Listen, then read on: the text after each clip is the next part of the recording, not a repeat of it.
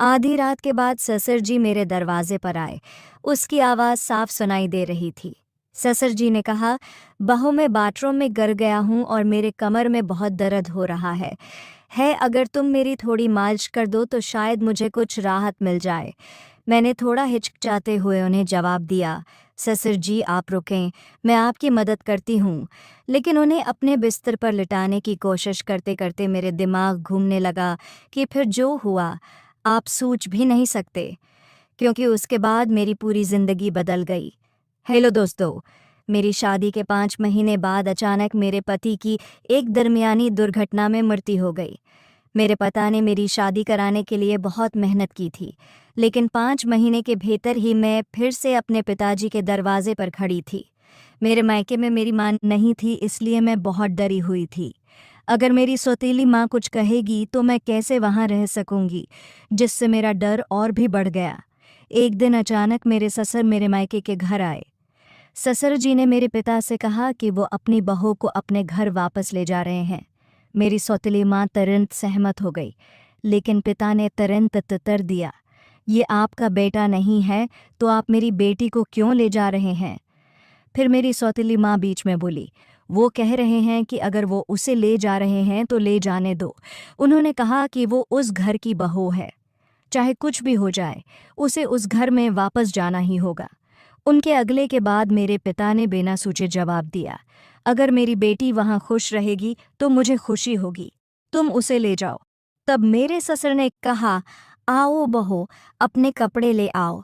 मैंने अपनी सौतीली माँ के सारे झूठ सुनते हुए ससुराल जाने का फैसला किया। वहाँ पहुँचकर मैं अपने कमरे में कपड़े बदल रही थी। उसी समय ससुर जी आए और बोले, बहू एक कप चाय बनाओ। मैं तुरंत रसोई में गई और चाय बनाकर ले आई। चाय पीते हुए ससुर जी ने कहा, क्या आप जानते हैं, मैं उस घर में बिल्कुल अकेला हूँ। मेरा बेटा मर चुका है और आपकी सास भी मर चुकी है, इसलिए मैं आपको यहाँ ले आया हूँ ताकि मुझे अकेलापन महसूस न हो। मैंने जवाब दिया, ससुर जी आप चिंता न करें, मैं बिल्कुल आपकी बेटी की तरह हूँ व रहूँगी।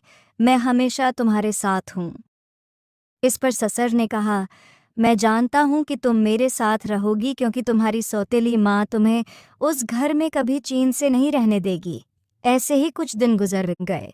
6 महीने बाद रात को मैं अपने कमरे में सो रही थी जब मैंने दरवाज़ा खटखटाने की आवाज़ सुनी। मैंने सोचा कि ससुर ही होंगे, क्योंकि इस घर में मेरे और मेरे ससुर के अलावा कोई नहीं रहता और आधी रात को अचानक कौन आएगा। मैंने सोचा कि शायद ससुर जी को कुछ चाहिए होगा, इसलिए मैंने दरवाज़ा खोल दिया। दरवाज़ा खोलते ही ससुर जी ने मुझे पकड़ लिया और बोले, बहू मैं बाथरूम में गिरा हूँ, मुझे बहुत दर्द हो रहा है, अगर तुम मेरी थोड़ी मालिश कर दो तो मुझे अच्छा महसूस होगा। मैंने सावधानी से उन्हें अपने बिस्तर पर लिटा दिया और मैं उनके कमरे से तेल लाने चली गई। मैं उनकी तेल से मालिश करने लगी। मुझे लगा कि मेरे पति मुझसे शादी करने के बाद कम उम्र में ही उस दुनिया से चले गए। ये सब सोचते हुए मैं अपने ससुर की मालिश कर रही थी। ससुर जी की आंखों में एक अजीब सा एहसास था जो मुझे थोड़ा सच लग रहा था। मैंने उनसे पूछा, ससुर जी आपको कौन सी जगह पर अधिक दर्द हो रहा है या मुझे अगर डॉक्टर को बुलाना चाहें? तो ससुर ने कहा, नहीं बहू आप बस मुझको दुआ दीजिए, इससे मुझे आराम मिल जाएगा। मुझे और बेचैनी होने लगी।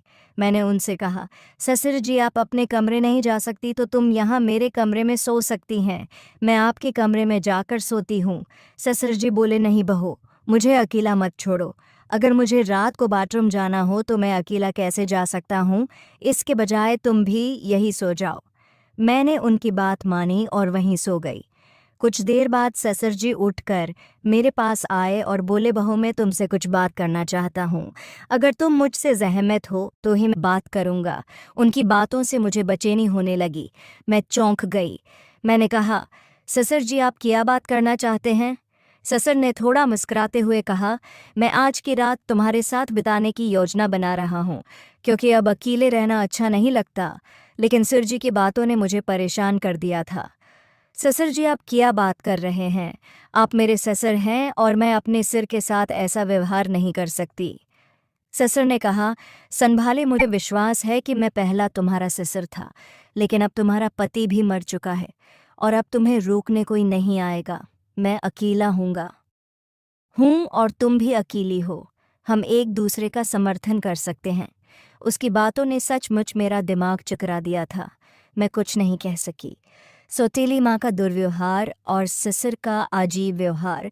किसी तरह रात कटी और अगली सुबह में बेहतर पर सोचने लगी। ससुर के शब्दों के बारे में मेरी स्थिति थोड़ी अलग थी। उन्होंने जो कहा उसके बारे में सोचना मेरे लिए असंभव था। मुझे नहीं पता था कि क्या करना चाहे। फिर अगले दिन ससुर जी ने कहा, बहू, मैं तुमसे कुछ भी गलत नहीं मांग रहा हूँ। मैं बस तुम्हारे जीवन में खुशियाँ लाने की कोशिश कर रहा हूँ। मैं अकेला नहीं रह सकता और तुम भी अकेली नहीं रह सकती। मैं इस बात से भ्रमित हो गई और कुछ बोल न सकी। कुछ देर में ससुर बाहर चले गए। इस तरह मेरा अकेलापन और मेरे ससुर जी के साथ अजीब रिश्ता आगे बढ़ता जा रहा था। पति की मौत के बाद मुझे लगा कि अब मैं इस दुनिया में अकेली हूँ, लेकिन मेरे ससुर मेरे जीवन की जिन भावनाओं की बात कर रहे थे उसे ससुर जी ने पूरी कर दी। अकेला रहना बहुत कठिन है, लेकिन अगर तुम मेरे साथ हो तो मुझे अकेलापन महसूस नहीं होगा। मेरे और ससुर के रिश्ते में अब इस बदलाव को दुनिया के सामने पेश करना कितना मुश्किल है, लेकिन कुछ चीज़ें कभी मुटती नहीं। और इस तरह इस अंधेरे से निकलकर मेरे जीवन में एक नई रोशनी आई। मेरे ससुर ने एक कशन में मेरा दुख दूर कर दिया, मुझे एक नई जिंदगी समझने और जीने का मौका दिया। दोस्तों, अगर आपको कहानी पसंद आए तो वीडियो को लाइक करें और चैनल को सब्सक्राइब करना ना भूलें। मिलते हैं अगली नई कहानी में।